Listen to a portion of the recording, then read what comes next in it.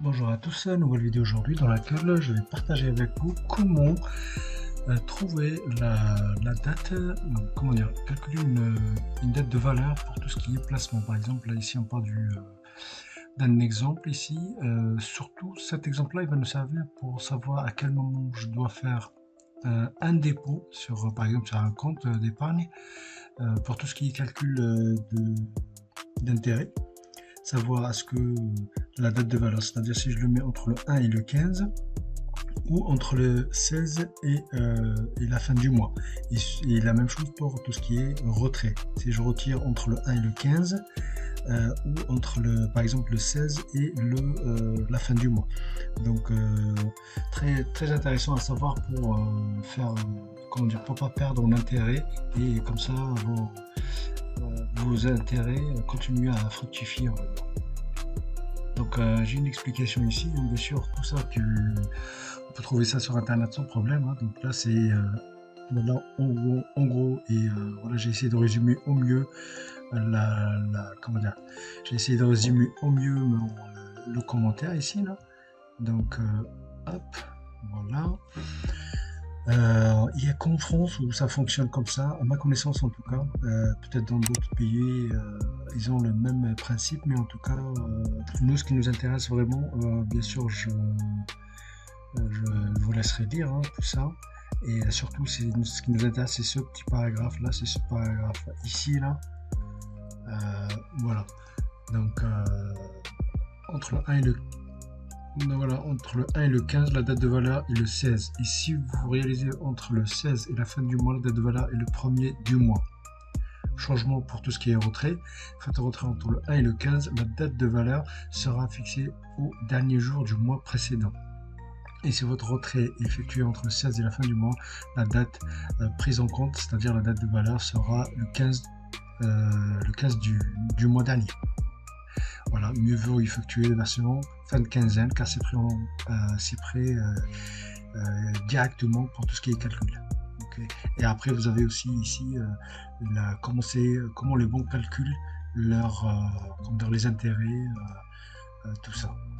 Okay. Donc c'est vraiment une chose à savoir, hein, savoir à quel moment si je dois faire un dépôt ou si je dois faire un retrait parce que ça arrive des fois comment dire, pour je ne sais quelle raison, un coup dur, voilà, on a besoin des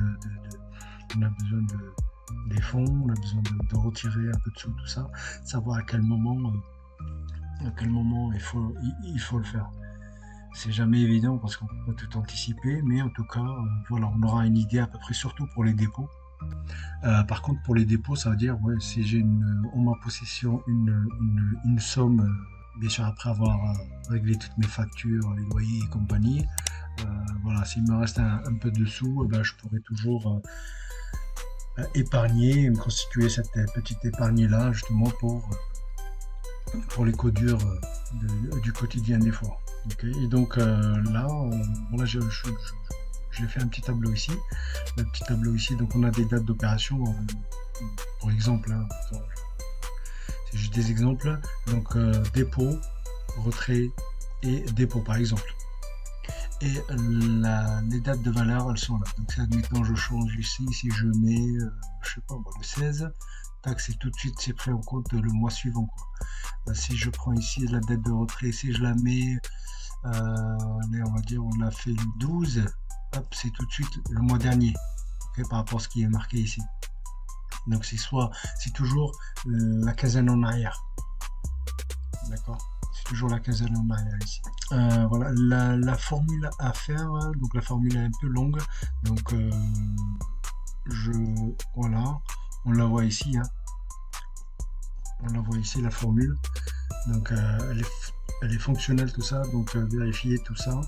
Elle est un peu longue, j'ai pas pu faire plus court, mais en tout cas voilà, elle est vraiment fonctionnelle. Si admettons je mets je sais pas, moi je vais prendre 2019, 2024, allez 2024, admettons octobre, si je mets le 15 octobre par exemple, c'est tout de suite le 16. Là, les intérêts vont travailler à partir de là. C'est pris en compte pour les intérêts à partir du 16. Ok. Donc voilà la petite formule, un petit tableau. J'espère en tout cas que ça vous aidera. C'est juste pour que vous ayez une idée à savoir. Donc c'est très important ce petit paragraphe en gras ici là. Vous pourrez bien sûr vérifier tout ça sur internet, hein. Donc voilà, moi je suis dans le partage, donc je partage avec vous, mais après vous voyez, ça coûte rien d'aller vérifier tout ça. Et voilà, après si pour les connaisseurs s'il y a une formule plus courte, je suis preneur. Ok, donc on a vu aujourd'hui comment calculer une date de valeur par un placement ou un retrait d'une somme quelconque sur un livret. Bon, surtout pour les livrets en tout cas, surtout pour les livrets. Surtout pour les livrets. On est les seuls à calculer ce nombre de... Le calcul est fait par quinzaine. Je ferai prochainement une vidéo pour savoir comment, à partir d'une date, de savoir de trouver le nombre de quinzaines, sachant que les quinzaines par an, on en a 24. Donc je ferai une vidéo la prochaine fois pour vous montrer comment la trouver. Je donnerai la formule pour calculer le nombre de quinzaines. Voilà, donc on a vu aujourd'hui le calcul d'une valeur pour un placement ou un retrait. J'espère en tout cas que ce partage-là vous sera utile dans vos prochains dépôts ou retraits en tout cas. Je vous dis merci d'avoir regardé, merci de liker, laisser un commentaire, des suggestions. Et je vous dis à bientôt pour un nouveau partage.